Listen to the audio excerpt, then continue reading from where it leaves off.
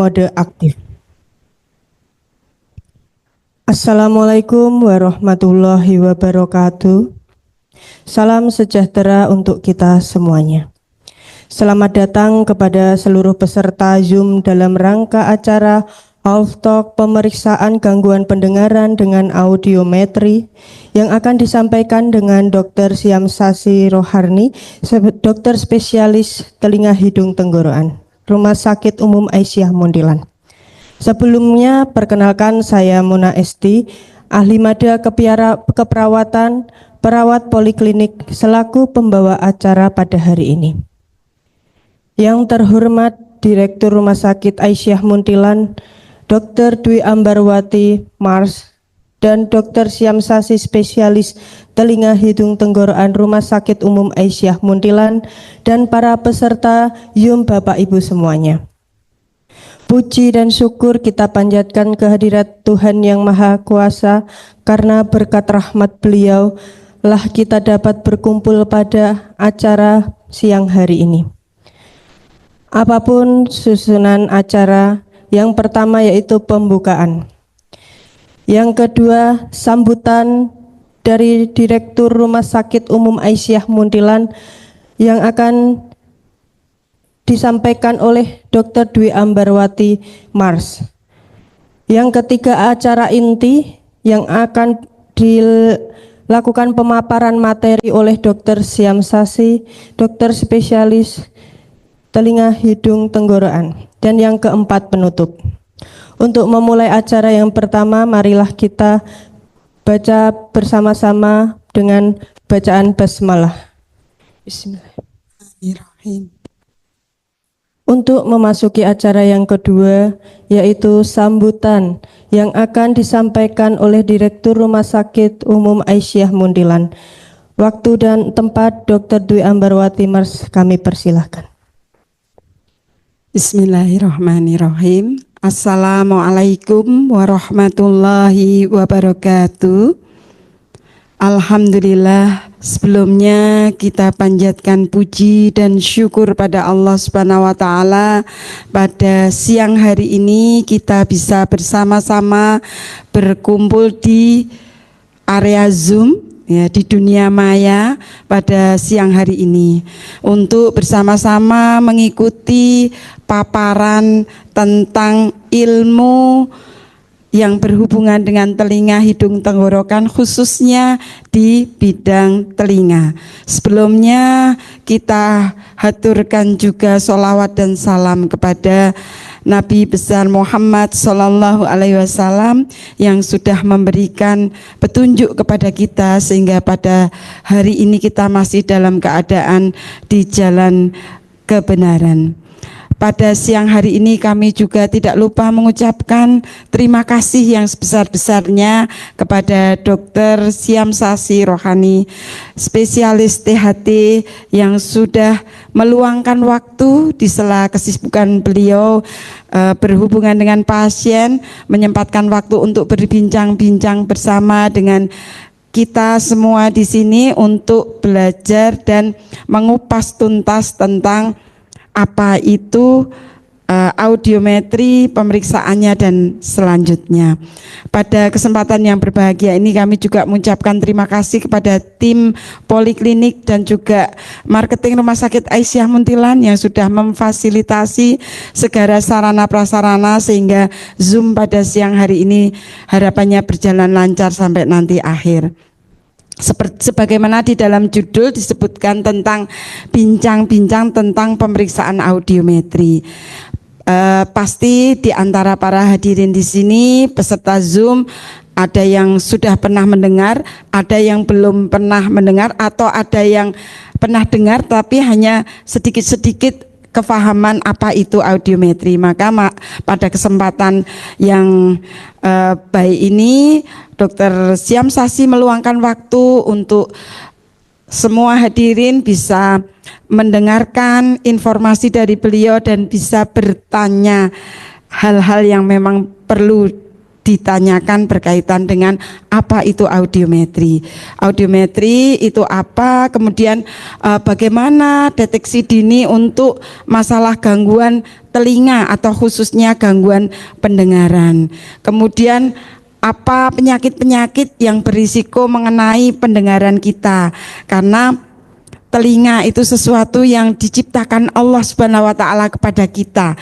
Orang yang tidak bisa mendengar maka tentunya akan sulit untuk berbicara. Nah, berarti telinga menjadi salah satu organ penting bagi setiap orang untuk bisa menangkap informasi lewat suara dan kemudian bisa menyebarkan kepada orang lain lewat bicara atau verbalnya. Sehingga ini kesempatan yang baik bagi peserta semua, peserta Zoom ini untuk banyak menggali ilmu dari beliau tentang bagaimana deteksi dini gangguan pendengaran, apa penyakit-penyakit yang berisiko mengenai gangguan pendengaran, sampai dengan menanyakan apa itu audiometri. Dan ternyata dokter THT itu tidak hanya ngoperasi amandel ya dokter Syamsasi ya, karena identiknya dokter THT dengan amandel, polip begitu ya. Ternyata luas sekali apa yang bisa dijangkau oleh dokter Syamsasi dalam melayani pasien nanti. Sekiranya itu sebagai pengantar dari kami mewakili Rumah Sakit Aisyah Muntilan memberikan sepatah dua patah kata pada Zoom saat ini. Mohon doanya semoga ke depan kami bisa lebih banyak lagi berinteraksi dengan masyarakat untuk berbagi ilmu-ilmu tentang kesehatan. Ada kurangnya dari kami, mohon maaf. Waktu selanjutnya sepenuhnya kami berikan kepada panitia maupun kepada Dr. Syamsasi. Terima kasih sekali lagi atas kesediaan dan kesempatan untuk memberikan ilmu sebanyak-banyaknya kepada para hadirin semua. Akhir kata, nasru minallah wa fatun qarib wa basyril mu'minin. Wassalamualaikum warahmatullahi wabarakatuh.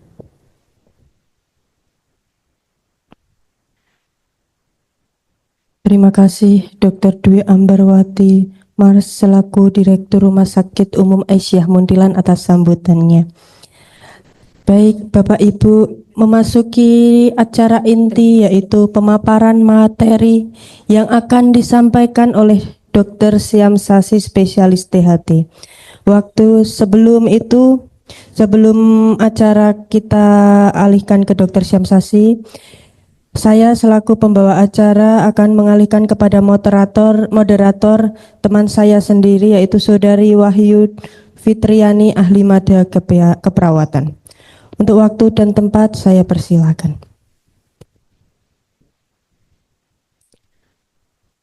Terima kasih kepada pembawa acara atas kesempatan yang diberikan.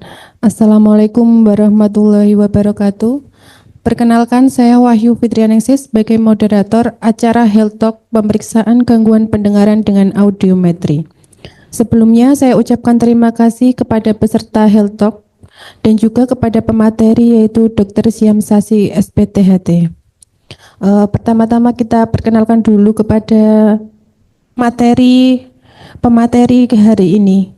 Adapun CV dari Dr. Syamsasi spesialis THT, lahir di Brebes tanggal 8 November 1970 dan pendidikannya S1 Fakultas Kedokteran Universitas Pajajaran, terus pendidikan spesialis THT Fakultas UNS.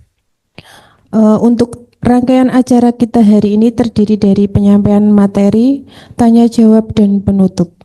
Untuk yang pertama yaitu penyampaian materi yang akan disampaikan oleh pemateri kita Dr. Syamsasi spesialis THT, kami persilahkan. Bismillahirrahmanirrahim. Assalamualaikum warahmatullahi wabarakatuh. Selamat siang, salam sejahtera dan salam sehat untuk semuanya. Yang saya hormati Dr. Dwi Ambarwati Mars selaku Direktur RSU Aisyah Muntilan, seluruh panitia penyelenggara dan Bapak Ibu peserta acara Health Talk siang ini. Terima kasih atas waktu yang diberikan. Pada kesempatan ini saya akan sharing sedikit mengenai topik gangguan pendengaran. Kita mulai saja pada materi kita pada siang hari ini. Pemeriksaan gangguan pendengaran dengan audiometri.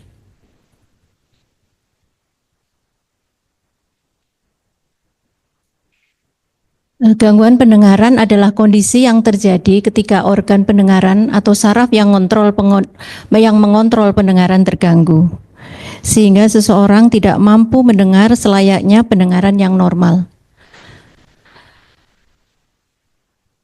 Gangguan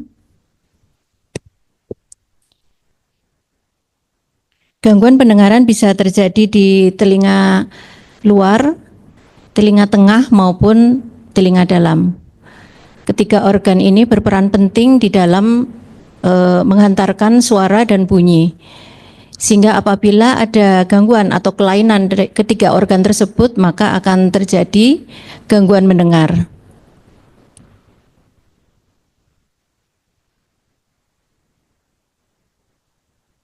Gangguan pendengaran bisa ringan hingga berat sampai tuli total dan bisa terjadi pada semua umur.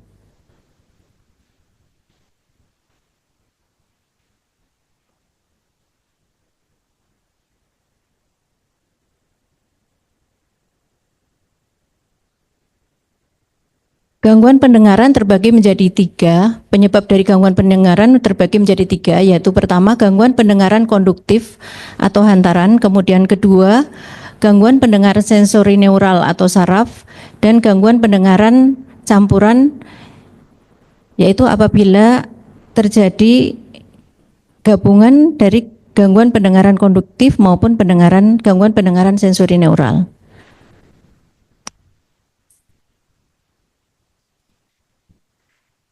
Gangguan pendengaran konduktif atau disebut dengan sebagai tuli konduktif terjadi apabila terjadi gangguan penghantaran bunyi atau suara dari telinga luar ke telinga tengah. Beberapa kondisi penyakit yang bisa menyebabkan gangguan pendengaran konduktif antara lain infeksi telinga luar, kemudian infeksi telinga tengah, penumpukan cairan di telinga tengah, gendang telinga robek, tumor atau penumbuhan jaringan yang tidak normal di telinga bagian luar dan bagian tengah, kotoran telinga yang menumpuk dan menyumbat saluran telinga, adanya benda asing yang tersangkut di saluran telinga. Untuk infeksi telinga luar, ini biasanya bisa terjadi pada semua usia. Namun seringkali terjadi pada orang yang punya kebiasaan berenang, karena dengan berenang biasanya kondisi telinga menjadi lembab sehingga mudah masuk infeksi dari bakteri. Kemudian pada orang yang mempunyai kebiasaan mengorek telinga, apalagi apabila menggunakan alat yang kotor dan tajam sehingga melukai telinga bagian luar. Kemudian infeksi telinga bagian tengah. Untuk infeksi telinga bagian tengah ini seringkali terjadi pada masa balita dan anak prasekolah. Kenapa demikian? Karena saluran yang menghubungkan antara jalan nafas atas dan telinga tengah ini bentuknya lebih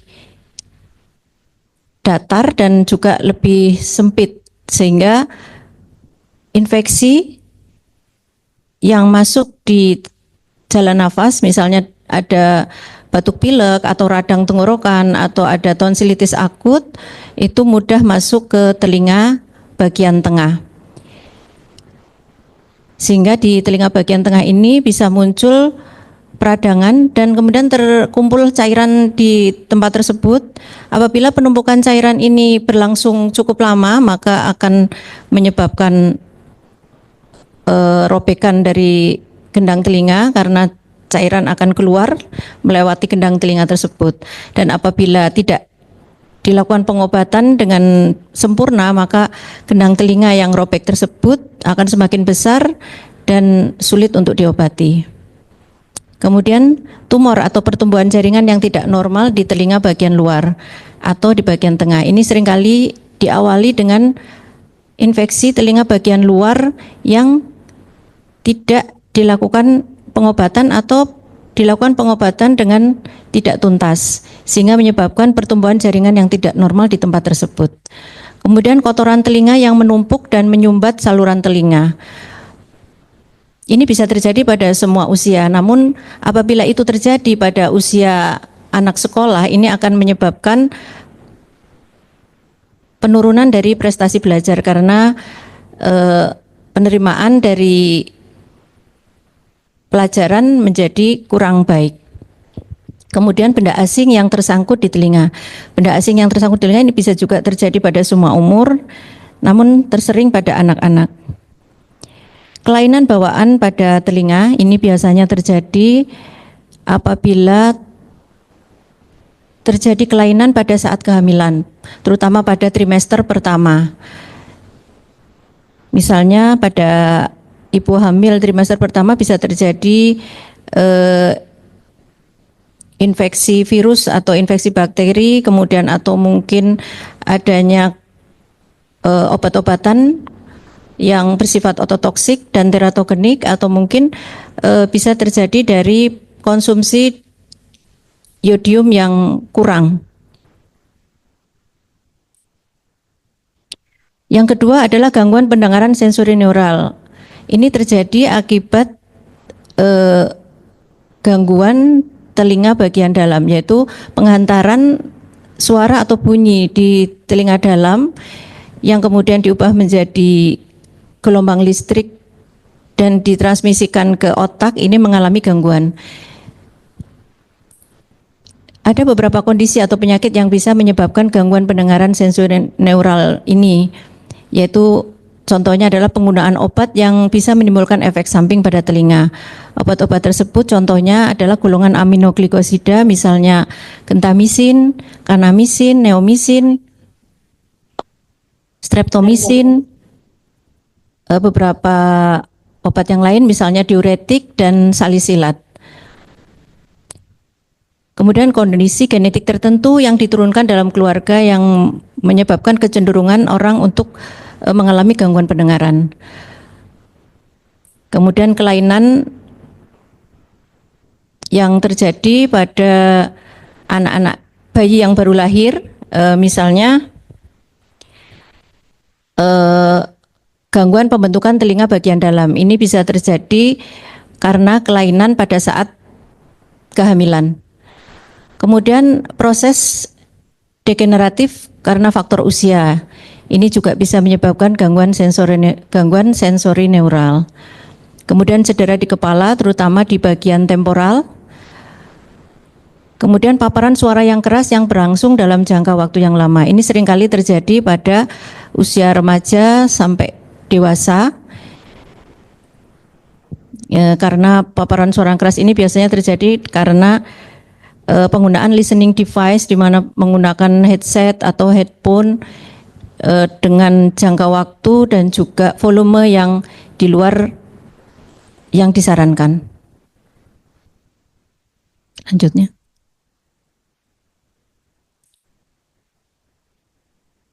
Kemudian yang ketiga adalah gangguan pendengaran campuran. Gangguan pendengaran campuran ini terjadi ketika gangguan pendengaran konduktif terjadi bersamaan dengan gangguan pendengaran sensori neural. Kondisi ini dapat menjadi tanda adanya kerusakan di telinga bagian luar, tengah, dan bagian dalam.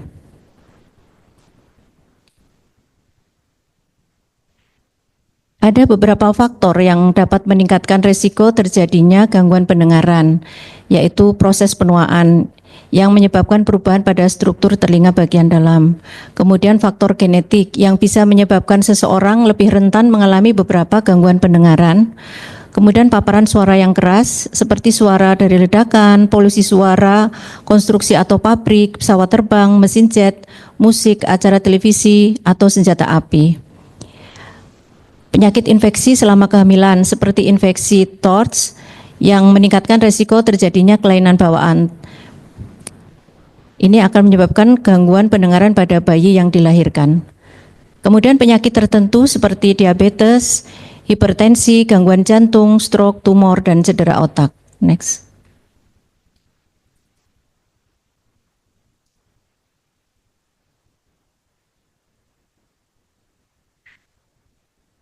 Gejala yang dapat muncul akibat gangguan pendengaran yaitu suara atau perkataan terdengar pelan.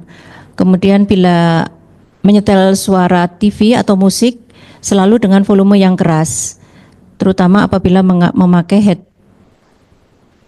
earphone atau headphone. Kemudian telinga kadang disertai dengan telinga berdenging atau tinnitus. Penderita juga bisa menjadi sangat sensitif terhadap suara atau hiperakusis.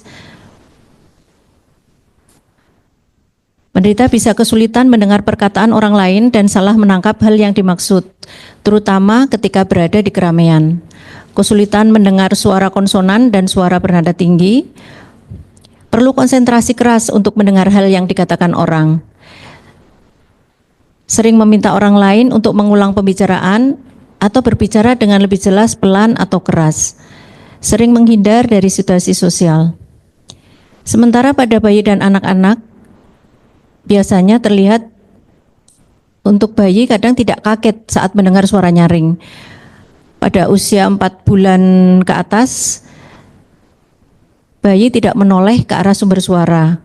Pada usia sekitar 15 bulan, tidak bisa menyebutkan satu kata pun. Tidak mendengar ketika dipanggil namanya dan baru menyadari kehadiran seseorang ketika melihat. Lambat saat belajar bicara atau tidak jelas ketika berbicara. Sering berbicara dengan lantang atau menyetel TV dengan volume yang keras. Jawaban anak tidak sesuai dengan pertanyaan. Anak meminta lawan bicaranya untuk mengulang perkataan atau pertanyaan. Diagnosis untuk gangguan pendengaran ini ditegakkan dengan melakukan wawancara dan pemeriksaan telinga. Wawancara untuk mengetahui keluhan-keluhan dari pasien, kemudian juga penyebab dan juga faktor risiko yang ada pada pasien tersebut. Kemudian untuk pemeriksaan telinga menggunakan otoskop. Ini untuk melihat saluran telinga bagian luar dan melihat gendang telinga. Dari pemeriksaan ini bisa dilihat beberapa penyakit di telinga luar atau di telinga bagian tengah dan kondisi dari gendang telinga. Selain pemeriksaan tersebut, jika diperlukan akan dilakukan pemeriksaan fungsi dari telinga, yaitu dengan tes timpanometri, yaitu untuk mengukur tekanan di telinga bagian tengah, dan tes audiometri, nada murni untuk mengetahui rentang nada yang dapat didengar. Tes timpanometri ini untuk mengukur kondisi telinga bagian tengah, ini untuk mengukur tekanan dan juga ada tidak cairan di telinga bagian tengah.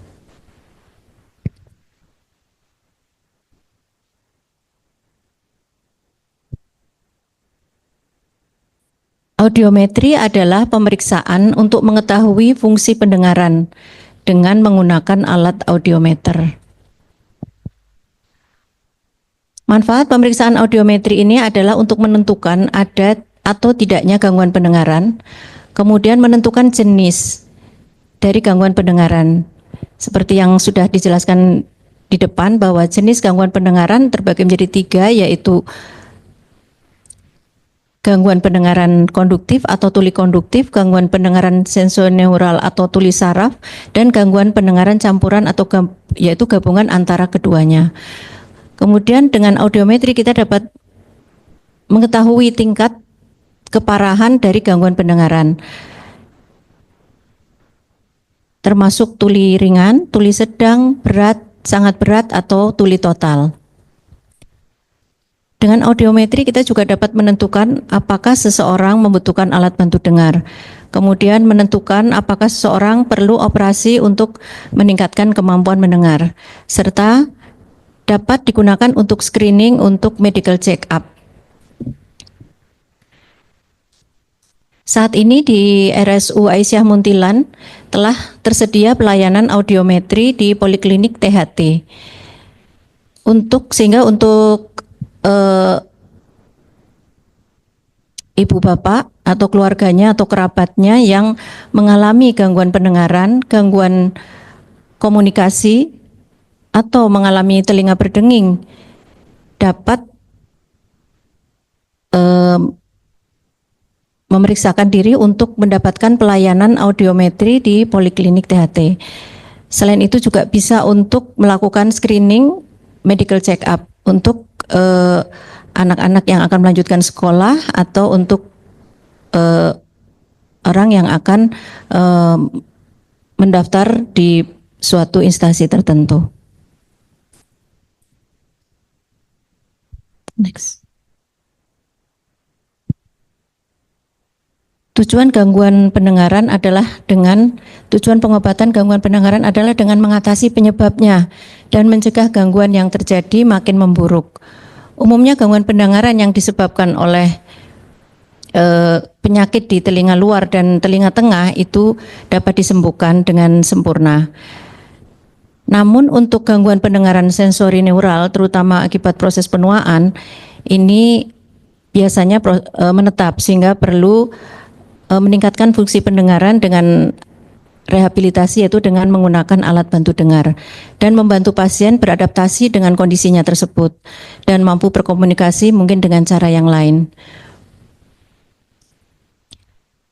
Metode pengobatan yang dapat dilakukan untuk mengobati gangguan pendengaran dan membantu pasien berkomunikasi antara lain sesuai dengan penyebabnya, yaitu untuk kotoran di telinga tentunya dengan membersihkan tumpukan kotoran di telinga.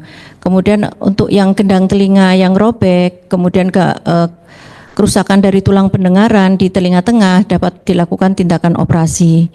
Kemudian untuk gangguan telinga karena obat-obat tertentu itu dapat mengganti obat atau menyesuaikan dosis obat yang diduga menyebabkan gangguan pendengaran. Kemudian untuk pasien-pasien dengan penyakit penyerta bisa dilakukan pengobatan penyakit penyerta tersebut yang menjadi pemicu dari gangguan pendengaran. Kemudian yang terakhir, memberikan alat bantu dengar untuk membantu proses penghantaran suara. Gangguan pendengaran dapat mengganggu penderitanya dalam beraktivitas.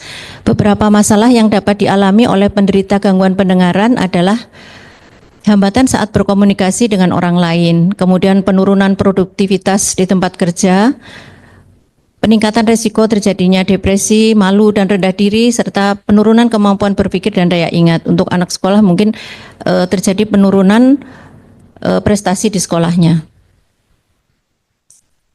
Next. Untuk mengurangi risiko terjadinya gangguan pendengaran, beberapa upaya yang dapat dilakukan adalah melindungi telinga dari suara keras dengan menggunakan penutup telinga, baik itu earmuff, earplug, ataupun penutup telinga yang berbentuk seperti headphone. Kemudian mengeringkan telinga setelah mandi atau berenang menggunakan handuk yang lembut. Mendengarkan musik dan menonton televisi dengan volume suara yang tidak terlalu keras, terutama bila menggunakan earphone atau headphone. Tidak memasukkan jari, cotton bud, tisu, atau benda apapun ke dalam telinga. Kemudian mengikuti anjuran dan penanganan yang diberikan oleh dokter jika terkena infeksi telinga atau penyakit lain. Menjalani pemeriksaan kehamilan secara rutin agar kesehatan ibu hamil dan janin dapat terpantau. Dan mengikuti tes pendengaran setiap tahun jika memungkinkan, atau setidaknya setiap 10 tahun sekali jika berusia di bawah 50 tahun, atau setiap 3-5 tahun sekali jika berusia di atas 50 tahun. Demikian materi yang bisa saya sampaikan pada siang hari ini. Terima kasih, semoga bermanfaat bagi semuanya. Assalamualaikum warahmatullahi wabarakatuh. Waalaikumsalam. Acara yang kedua yaitu tanya jawab. Untuk peserta Health Talk, dipersilakan mengajukan pertanyaan, bisa ditulis di kolom komentar. Di sini kita menyiapkan 3 voucher belanja di koperasi. Kepada peserta Health Talk, dipersilakan untuk mengajukan pertanyaan. Assalamualaikum. Waalaikumsalam. Ya, saya Amin dari Tirsan Gedung. Ya, saya juga pasien aktif rutin di RSIA karena gula. Nah, saya punya problem telinga kiri saya itu sering berdengung, itu apakah karena obat gulanya ya? Pertanyaannya satu itu. Kemudian yang kedua, untuk telinga yang kanan itu kalau misalkan pakai headset kayak gitu tuh sakit gitu. Jadi saya nggak pernah menggunakan itu karena memang telinga kanan saya apa namanya kayaknya ya itu sakit gitu kalau dipakai alat seperti itu. Kemudian apakah ini juga karena gejala atau dampak dari gula saya gitu, karena memang selama ini saya minum obat metformin dan lain sebagainya itu, tapi sejak 1 bulan yang lalu saya disarankan dokter untuk menggunakan insulin, tapi memang suara berdengung telinga kiri saya sudah jarang sih, kalau dulu sering, jadi kayak suara apa gitu loh, nah itu memang mengganggu. Kemudian ada satu lagi, anak saya itu pernah periksa di THT RSA juga.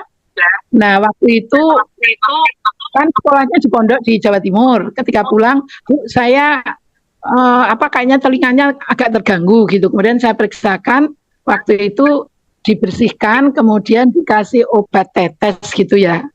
Nah itu alhamdulillah berkurang, tapi waktu itu harus kontrol lagi, tapi harus pulang ke Pondok Jawa Timur, di Gontor kebetulan di Ngawi. Nah kan sampai sekarang belum pulang lagi, tapi beberapa waktu yang lalu menginformasikan kalau telinganya itu ada kayak cairan hijau gitu dok.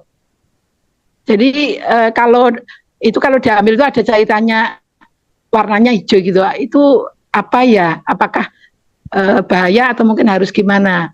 Seperti itu. Terima kasih. Ada 3 pertanyaan. Matur nuwun. Assalamualaikum warahmatullahi wabarakatuh. Waalaikumsalam. Terima kasih Ibu atas pertanyaannya. Mungkin saya jawab pertanyaan yang kedua terlebih dahulu. Mungkin pada saat itu putra Ibu menderita penyakit infeksi telinga luar. Kemungkinan ya. Waktu itu diberikan antibiotik. Dikasih obat tetes gitu. Oh ya, obat tetes untuk telinga. Iya, untuk infeksinya. Oh ya, ya berarti bisa ada 2 kemungkinan, yaitu menderita infeksi telinga luar atau mungkin menderita infeksi telinga tengah. Memang untuk penyakit infeksi tidak bisa 1 kali kontrol, 1 kali pengobatan, harus dikontrolkan kembali karena pada infeksi telinga biasanya terkumpul cairan dari produk dari infeksi itu, sehingga perlu dibersihkan sampai diyakini bahwa liang telinga atau telinga tengahnya itu kering dan terbebas dari infeksi. Kemudian baru dihentikan pengobatannya atau tidak memerlukan kontrol kembali. Namun apabila pada saat diberikan pengobatan, saya melihat di telinga tersebut masih basah, itu pasti saya akan menganjurkan untuk kontrol kembali untuk dilakukan pembersihan telinga, kemudian pengobatan lanjutan supaya telinganya menjadi kering. Nah, tanda dari suatu infeksi telinga itu sembuh, itu telinga sudah kering, sudah tidak ada cairan, kemudian sudah tidak ada pembengkakan, itu sudah disebut telinga yang terbebas dari infeksi. Sehingga mungkin pada saat itu karena pulang ke pondok, mungkin infeksi masih berjalan, belum sembuh, belum tuntas, begitu Bu. Iya. Kemudian pertanyaan, gimana? Yang ya meskipun sekarang sudah nggak keluar lagi katanya gitu, tapi di sana juga ada ada seperti balai kesehatan kayak gitu katanya nggak bahaya gitu, tapi menginformasikan waktu itu mau minta obat yang seperti tetes yang diberikan dokter gitu ya, tapi saya bilang lah itu harus ada resep dokter, saya bilang gitu. Jadi mungkin nanti sewaktu-waktu kalau sebenarnya tidak hanya cukup obat tetes tapi perlu pembersihan Bu. Jadi saya harus membersihkan dari seluruh kotoran-kotoran di telinga itu supaya nanti obat tetesnya bisa menyerap dengan sempurna di seluruh lapisan telinga, saluran telinga itu, gitu yang menyebabkan dia akan cepat kering jadinya gitu. Jadi kalau yang cairan yang hijau itu apa Ya itu masih ya karena masih kotoran? infeksi, masih Oh, belum masih sembuh infeksi. berarti Bu. Nanti kalau sempat ya sebaiknya sih harus diperiksakan lagi ke dokter THT karena perlu dibersihkan itu cairannya. Oh, Tidak obat tetes tidak akan eh, menyerap sempurna apabila masih ada cairan yang terkumpul di dalamnya. ngeten. Nggih, nggih, Iya. nggih, ya. Jadi nanti diusahakan harus bisa lagi ke THT gitu ya. Nggih, Oke. matur Terus nuwun untuk yang pertanyaan yang pertama, Ibu menderita diabetes mellitus, nggih? Nggih. Ya, jadi seperti yang saya jelaskan tadi di depan bahwa beberapa penyakit itu menjadi resiko untuk terjadinya gangguan pendengaran termasuk diabetes mellitus. Nah, diabetes mellitus ini menyebabkan gangguan pendengaran yang tipenya sensori neural, Bu, tipe saraf. Jadi terjadi proses degeneratif dari saraf pendengaran sehingga menyebabkan selain kadang ada penurunan pendengaran juga menyebabkan terjadi telinga berdenging gitu. Nah, untuk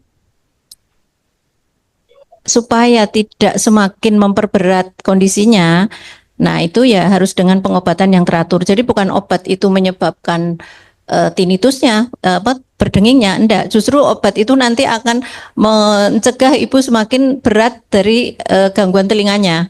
Terus saja dengan terus berobat teratur untuk obat-obatan yang telah diberikan oleh dokter spesialis penyakit dalam karena itu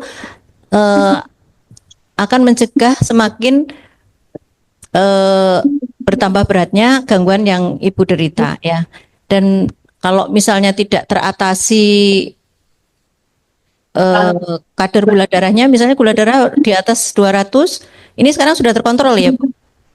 bulan ini Ya, kalau 152. terkontrol, insya Allah nanti tidak mudah terkena infeksi di telinga karena seringkali dengan penyakit tersebut mudah muncul infeksi di telinga, apalagi yang dengan kadar gula darah yang lebih dari 200.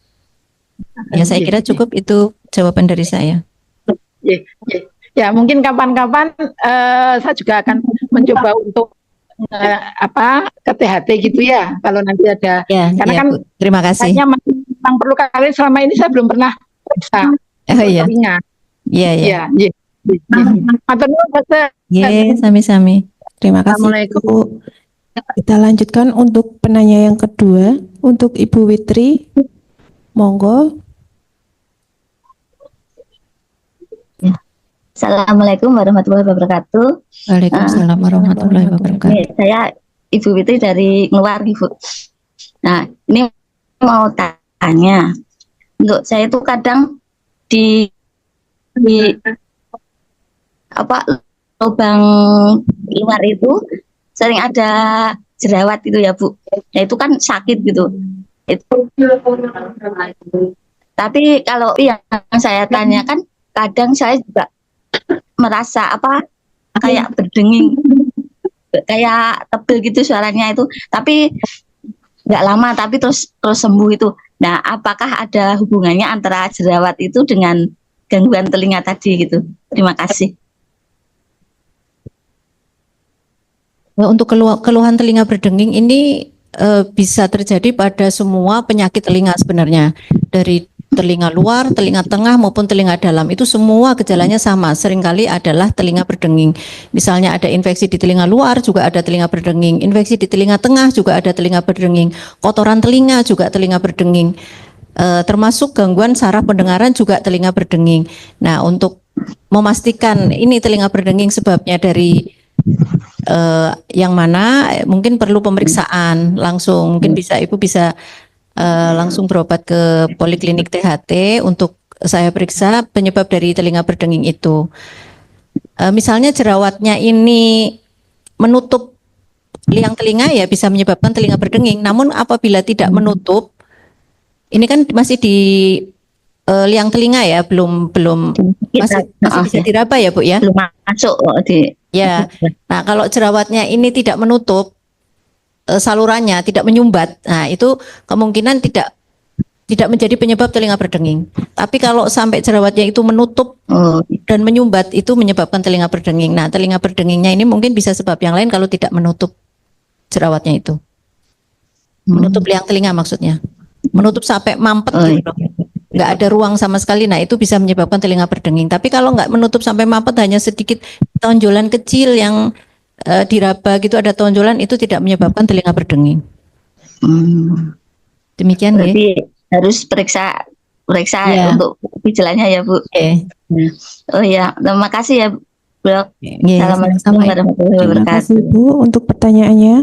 Dan untuk yang selanjutnya kepada Pak Muhrofi, dipersilahkan nggih. Terima kasih. Assalamualaikum warahmatullahi wabarakatuh. Saya Muhrofi, usia sekarang saya 61.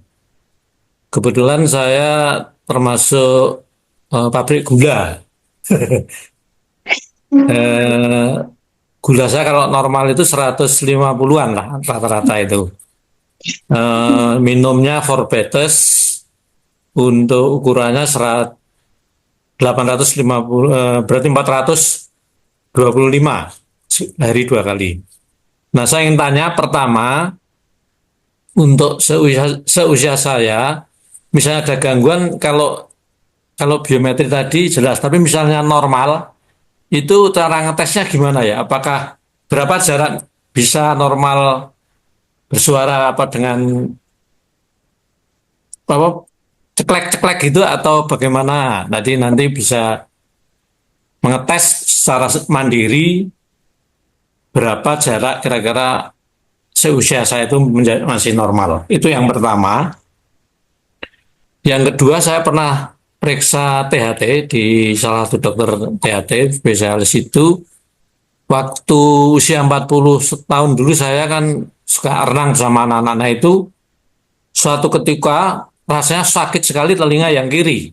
Nah, setelah diperiksa sekitar 1 tahun yang lalu itu waktu itu saya periksakan, diobati, tapi kok ternyata waktu periksa yang kemarin itu sekitar setahun yang lalu itu dokternya mengatakan ini kupingnya berlubang Pak Rofi gitu. Padahal kaget. Nah, itu maksudnya berlubang itu seperti apa ya? Apakah itu betul-betul membahayakan atau bagaimana? Kemudian yang terakhir, kalau pemeriksaan di THT di RSA ini jadwalnya sudah ada, prosedurnya langsung ke klinik THT atau melalui di UGD atau bagaimana kalau yang menggunakan BPJS. Terima kasih. Assalamualaikum warahmatullahi wabarakatuh. Waalaikumsalam warahmatullahi wabarakatuh. Untuk pertanyaan yang pertama, Pak, untuk pemeriksaan pendengaran ya memang seharusnya untuk memeriksa fungsi pendengaran seharusnya ya tetap memakai alat yang sifatnya objektif ya. Kalau subjektif tidak bisa dipercaya, tidak bisa dipertanggungjawabkan gitu. Jadi perlu pemeriksaan audiometri untuk mengetahui tadi ya jenis ada gangguan pendengarannya, kemudian derajat dari gangguan pendengaran termasuk ringan, sedang, berat, atau sangat berat gitu. Jadi mungkin kalau untuk pakai BPJS nanti lewat ini Pak, Vaskes pertamanya minta rujukan. Biasanya untuk gangguan dengar bisa minta ya. Dia kan ada beberapa diagnosis yang tidak diperbolehkan untuk dirujuk ya. Tapi untuk gangguan pendengaran atau hearing loss itu bisa dirujuk ya, karena memang untuk pemeriksaan di puskesmas kan tidak ada audiometri sehingga perlu pemeriksaan di pelayanan yang lebih tinggi seperti RSU Aisyah ini yang sudah memiliki pelayanan audiometri. Kemudian yang terakhir pertanyaan.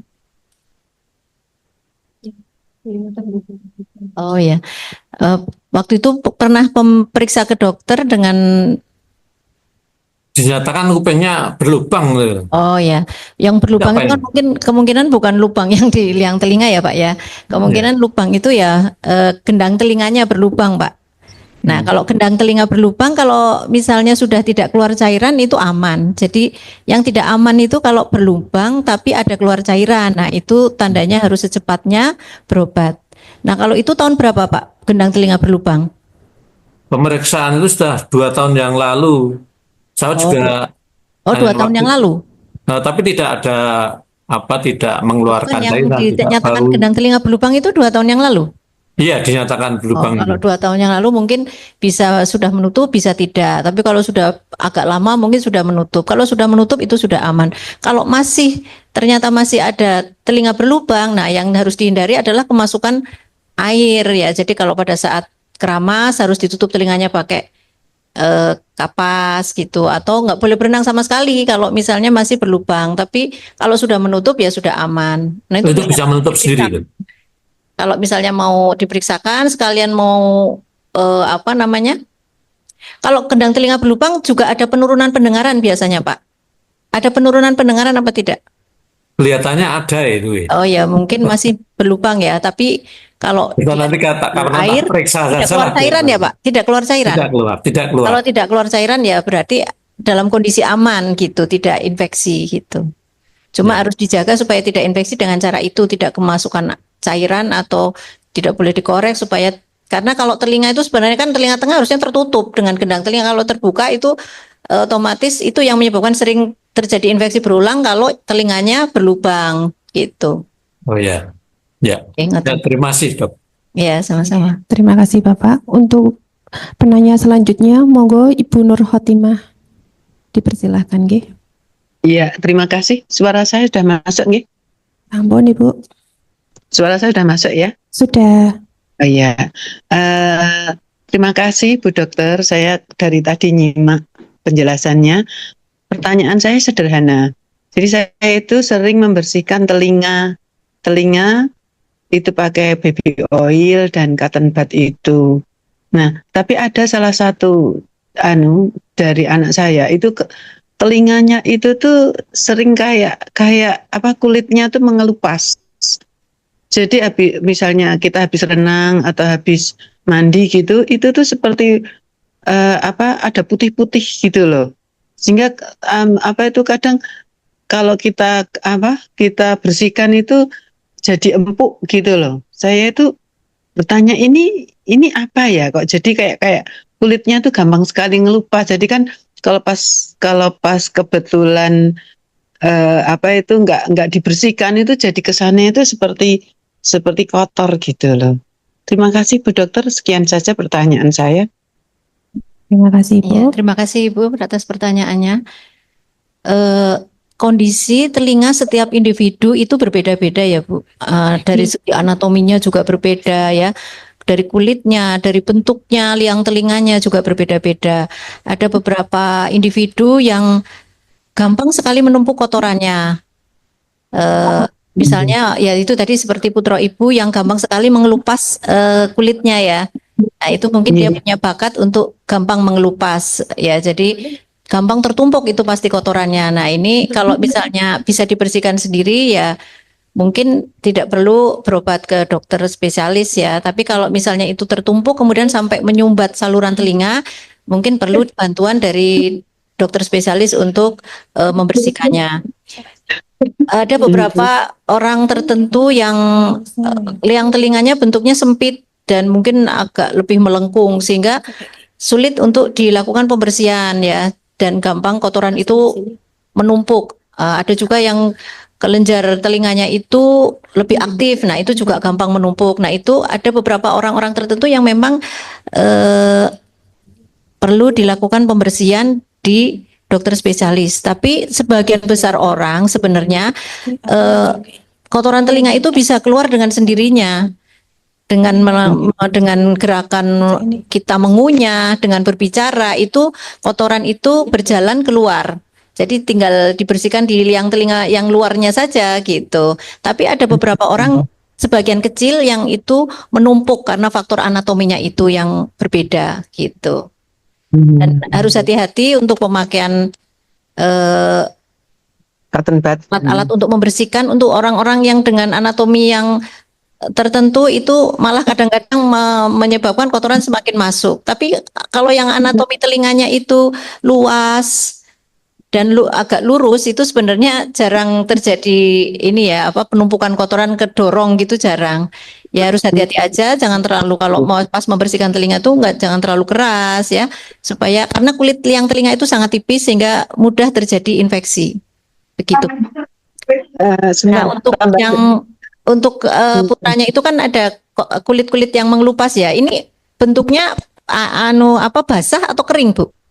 Kering, jadi Kering ya, kayak enggak apa-apa. Kering enggak apa-apa. Oh. Boleh dibersihkan pakai baby oil pelan-pelan enggak apa-apa.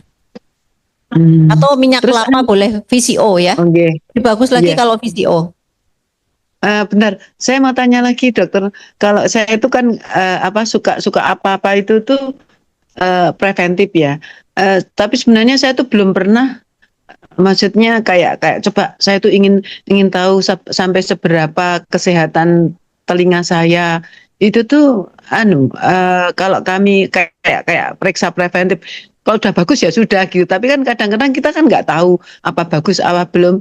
Itu tuh RSA juga memfasilitasi, misalnya kita nanti kan kalau gitu tuh apa kita pakai rujukan atau rujukan mau kita nggak sakit kok rujukan gitu loh. Itu terus nanti teknisnya bagaimana ya? Maaf, tambah satu lagi pertanyaan tadi. Ya memang kesulitannya itu ya, kalau misalnya nggak ada keluhan memang tidak diberikan rujukan biasanya. Tapi kalau Ibu ada pendengarannya bagus ya. Sebenarnya Ibu bisa mengetahui telinganya sehat atau tidak dengan cara ya tidak ada gangguan dalam mendengar, tidak ada gangguan komunikasi, tidak ada telinga berdenging, tidak keluar cairan dari telinga, ya kemungkinan gitu. Iya telinganya sehat. Oh, Ji. Terima kasih Bu, terima kasih sekali. Ya, Ji. Selanjutnya saya akan membacakan yang dari kolom komentar nggih. Niki dari Bu Desi. Dok bertanya, ibu saya sakit diabetes, apakah berpengaruh ke pendengaran, Dok? Terima kasih pertanyaannya. Seperti yang saya jelaskan tadi Bu Desi, yang pertama ada ibu yang bertanya mengenai penyakit diabetes ini. Untuk penyakit diabetes mellitus ini tentunya berpengaruh. Ini termasuk penyakit penyerta yang bisa menyebabkan gangguan pendengaran karena biasanya terjadi proses degeneratif di saraf pendengaran, sehingga biasanya terjadi penurunan pendengaran, telinga berdenging, dan apabila kadar gula darahnya tidak terkontrol, ini mudah terjadi penyakit infeksi di telinga. Sehingga perlu mengontrol kadar gula darah dan mungkin bisa diperiksakan secepatnya apabila ada keluhan-keluhan seperti keluar cairan, kemudian gangguan pendengaran, gangguan komunikasi, dan telinga berdenging. Demikian. Oke, begitu ya Mbak Desi. Sekarang ke Pak Hendra, izin bertanya, penjelasan faktor genetik terhadap gangguan pendengaran itu seperti apa ya? Ada beberapa orang atau beberapa individu yang lebih mudah terjadi gangguan pendengaran. Misalnya seseorang yang terkena infeksi, misalnya infeksi virus di orang tertentu, di satu orang lain tidak menjadi masalah, tapi pada orang tersebut terjadi gangguan pendengaran. Nah, biasanya ada faktor genetik di situ di mana dia lebih mudah terjadi gangguan pendengaran. Selanjutnya, niki dari Ibu Yohana. Izin bertanya, apakah benar kalau kita banyak mengkonsumsi obat-obatan dapat mempengaruhi pendengaran? Seperti yang saya jelaskan tadi di materi, di penjelasan materi, memang ada beberapa obat yang dikonsumsi yang bisa menyebabkan gangguan pendengaran, tapi hanya sebagian kecil dari obat-obatan. Dan itu pun kalau dikonsumsi dalam jangka waktu yang lama. Contohnya tadi beberapa jenis antibiotik, kemudian beberapa obat jantung, beberapa obat jantung, kemudian ada obat untuk penyakit suntikan untuk penyakit tuberkulosis. Tapi itu kalau dikonsumsi dalam jangka waktu yang lama. Sudah, Dokter? Satu lagi ya, pertanyaan dari Pak Muhtarom. Dok, setiap saya dalam perjalanan pakai mobil, mesti telinga saya terasa tertutup. Itu apa sebabnya? Kalau perjalanan dengan mobil itu biasanya kalau telinga tertutup itu biasanya kalau perjalanannya ke dataran tinggi atau naik pesawat itu memang terjadi tekanan negatif di telinga tengah sehingga menyebabkan telinga terasa tertutup gitu. Untuk sesi Untuk mengurangi keluhan itu bisa mengunyah permen karet ya atau kalau berkelanjutan bisa diperiksakan ke dokter THT. sudah cukup, dokter? Cukup. Untuk sesi tanya jawab sudah kita akhiri ya. Untuk yang mendapatkan voucher ada 3 nama atas nama Ibu Amin Muftiana, Ibu Witri sama Bapak Muhrofi. Nanti bisa menghubungi Mbak Maya, sudah ada di kolom komentar. Untuk yang lain jika masih ada keluhan atau pertanyaan atau butuh pemeriksaan nanti bisa langsung datang ke Rumah Sakit Aisyah Muntilan dengan Dr. Syamsasi spesialis THT. Terima kasih dari saya. Ada kurang lebihnya saya mohon maaf. Untuk penutup saya serahkan ke pembawa acara. Terima kasih. Terima kasih kepada moderator dan narasumber yang telah mengisi acara pada siang hari ini yang sangat seru nggih. Banyak pelajaran baru yang kita dapat tentang pendengaran. Dan dengan berakhirnya tanya jawab tadi yang sudah terjawab semua oleh Dr. Syamsasi spesialis THT, maka berakhir sudah acara pada siang hari ini. Untuk itu saya mewakili seluruh panitia yang bertugas mengucapkan terima kasih dan memohon maaf apabila terdapat kesalahan dalam segala kelaksanaan acara. Dan saya mohon maaf apabila ada salah kata dan perbuatan yang menyinggung Bapak Ibu semua. Akhir kata saya ucapkan wassalamualaikum warahmatullahi wabarakatuh. Saya Mona Esti selaku pembawa acara pamit undur diri. Terima kasih. Terima kasih semuanya untuk Bapak Ibu dan yang belum absen dimohon untuk absen melalui kolom komentar nggih. Masih kami tunggu. Terima kasih. Sampai bertemu di lain kesempatan acara selanjutnya.